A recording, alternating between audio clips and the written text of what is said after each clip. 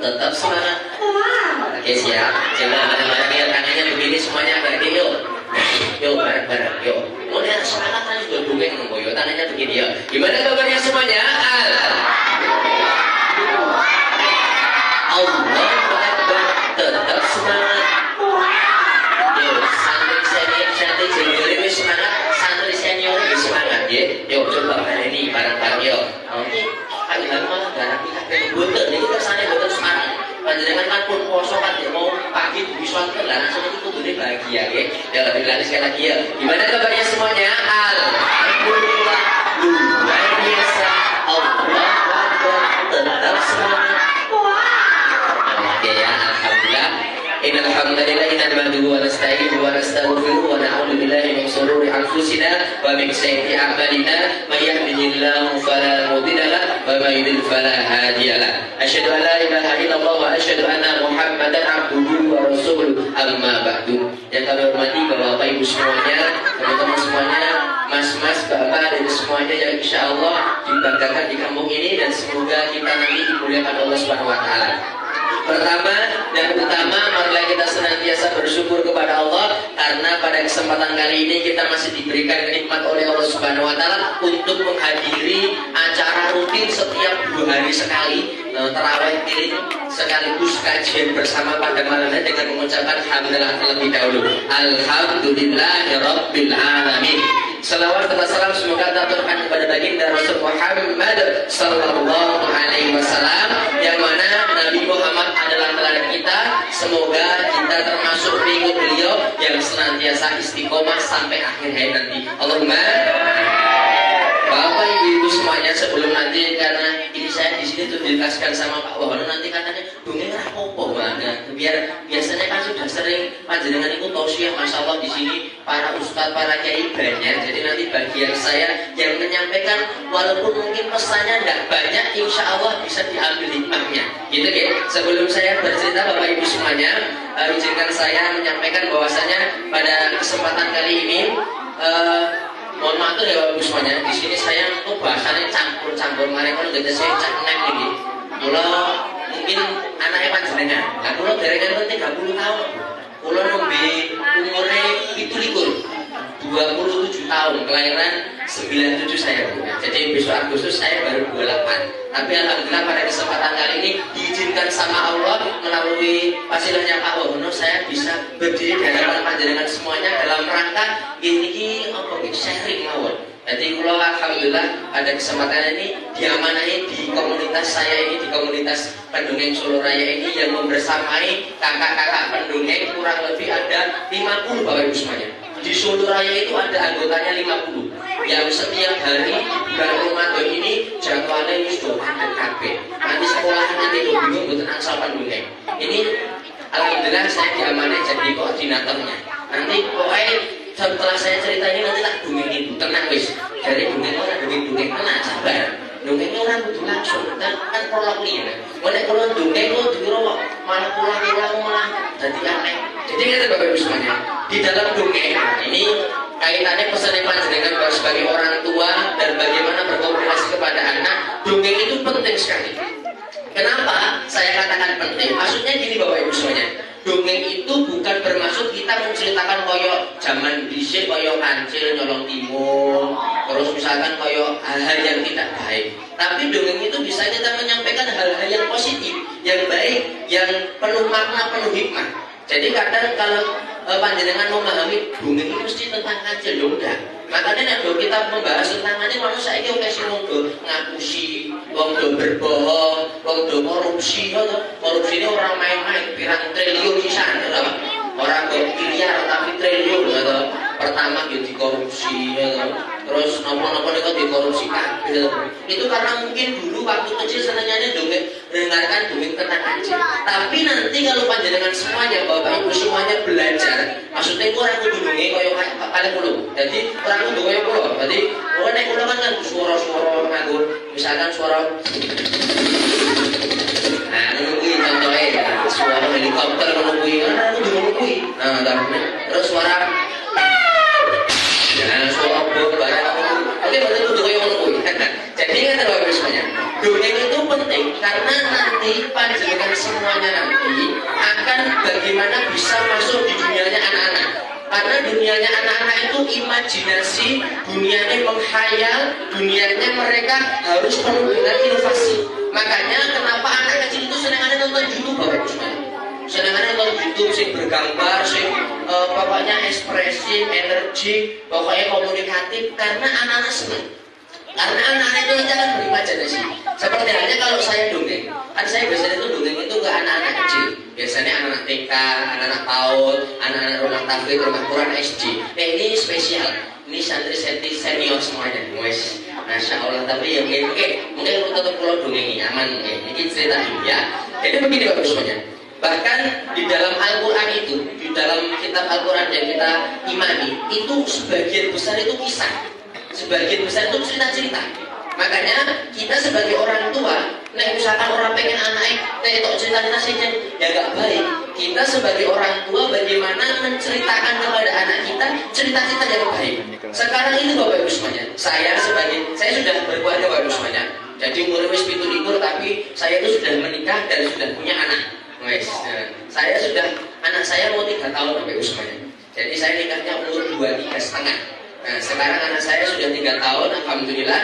Dan saya berusaha, saya pas orang kemesolan, orang capek, setiap malam itu anak saya tak dongengi. Walaupun ceritanya kok dokter sudah apa-apa, boysu lagi gitu, gak apa-apa. Misalkan contohnya tadi Bapak Ibu semuanya. Sekarang kan toko buku banyak, ya toh, toko buku yang menjual buku-buku komik, buku-buku bergambar, itu kan banyak. Memang jenengan orang sudah cerita muncul buku baik. Anak saya yang baru 3 tahun walaupun belum bisa baca, kok sing penting nonton gambar itu seneng banget ya usianya. Jadi nek tak baca kayak buku itu, tak baca kan itu, malah saya kesel loh. Lah kon terus. Nah akhirnya tak tinggal dulu. Jadi anak itu imajinasinya luar biasa.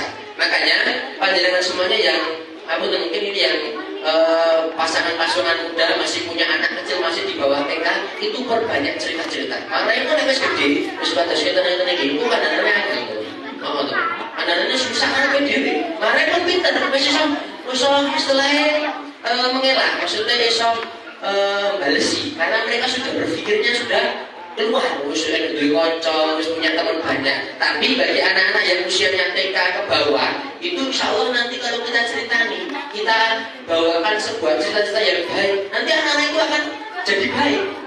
Begitu, seperti ini misalkan misalnya bisa PKP loh. Oke, misalnya Legend, Fairfire, PUBG, KP loh. Oke, mati berani sih Mas Bro. Oke, lo bagianmu ya. Halo, hey. Musik tak hilang dulu. Oh, berarti lo tak dulu ya. Oke, siap ya. Oke, ya, gitu. Jadi anak-anak seperti ini, mereka sudah punya dunia sendiri. Makanya sebelum anak-anak ini nanti mereka terkontaminasi oleh mohon maaf mungkin akhlak di luar yang negatif-negatif, hal yang tidak baik, pergaulan yang tidak baik, maka harus panjenengan sedini mungkin diceritain apa-apa. Wis gede ini diceritain enggak betul apa. Jadi ceritanya mungkin yang lain, misalkan ceritanya tentang perjuangan Solo bin Al-Ayyubi membebaskan Masjidil Aqsa, mungkin perjuangannya tentang Muhammad Al-Fatih, terus perjuangan yang lainnya, enggak apa-apa. Jadi saya sendiri pun karena anak saya masih kecil, saya itu senangannya ceritanya Yusuf gampang-gampang lain. Jadi saya beli buku atau koleksi buku-buku komik itu kan sekarang kan banyak bukunya itu macam-macam. Misalkan kita mau menanamkan tentang jujur, tentang sabar, tentang bersedekah, itu di buku-buku banyak. Dan insya Allah harganya juga terjangkau. Jadi panjenengan kudu investasi buku sih apa-apa. Nek panjenengan misalkan orang sok gawe cerita, baca buku. Tapi nek panjenengan bisa bercerita, nggak harus ceritanya yang cerita sejarah. Karena cerita sejarah mungkin nanti kita harus belajar tulang ulama. Panjenengan cerita kehidupan sehari-hari betul apa-apa. Misalkan tadi pagi habis dari aktivitas harian, saya pun dongeng kepada santri-santri ke anak-anak itu. Saya ceritanya kehidupan sehari-hari dari bangun tidur sampai tidur lagi. Itu ceritakan bisa. Misalkan contoh ini, saya mau cerita bangun tidur di pagi hari. Di sebuah desa terdengar suara adzan salat subuh. Allahu Akbar, Allahu Akbar. As-salatu khairum minan naum. La ilaha illallah. Ada seorang ayah yang terbangun dari tidurnya.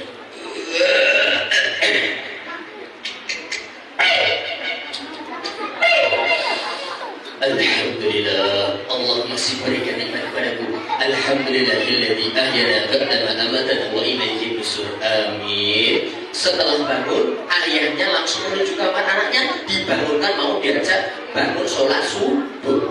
Menuju kamar anaknya.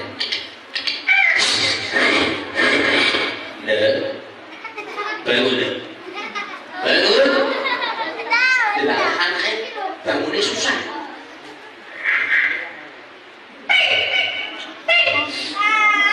Sama kakek, kau bangunin aku. Anakku masih ngantuk. Abdullah, anak sorry, ayo bangun dulu. Tapi aku ngantuk loh ya. Pengen jadi orang hebat? Ya pengen. Pengen jadi orang sukses? Ya pengen. Pengen jadi orang yang terkenal? Ya pengen. Mari awali hari dengan bangun dulu, kita sholat subuh dulu, biar nanti jadi orang sukses. Tapi jangan ngantuk. Ayo bangun bisa. Biar belum bangun orang jadi orang sukses.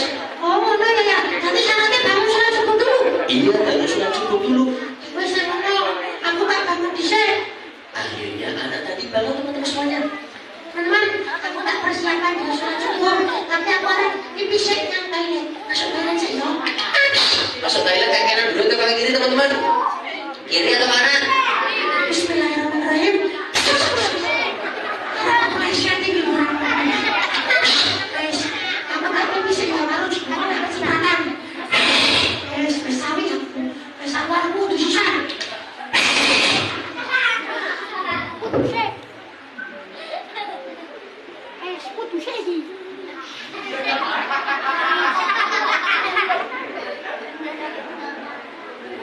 Setelah apa itu buang air kecil sama wudhu, Abdullah anak tadi keluar dari kamar mandi.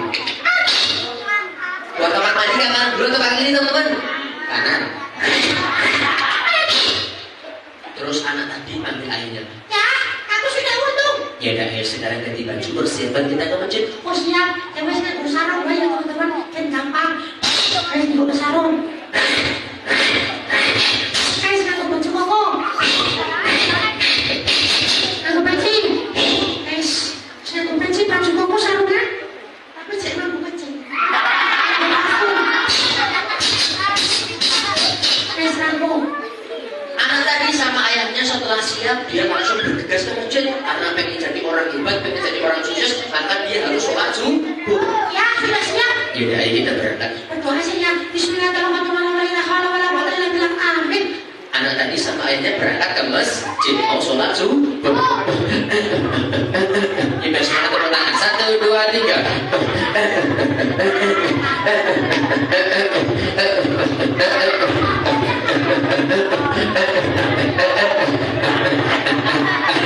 Setelah sampai sholat subuh, setelah sampai di masjid, ternyata masjid setelah melaksanakan sholat sunat 2 rakaat sebelum subuh, ternyata masjidnya iqamah teman-teman semuanya. Allahu Akbar, Allahu Akbar, asyhadu an la ilaha illallah, asyhadu anna Muhammadar Rasulullah, hayya 'alas shalah, hayya 'alal falah, qad qamatis shalah, qad qamatis shalah, Allahu Akbar, Allahu Akbar, la ilaha illallah.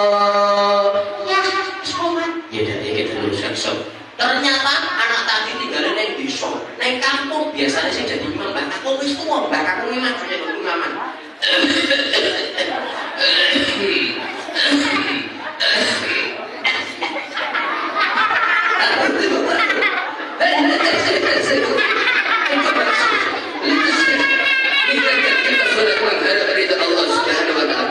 Siap, Mbak Kakung.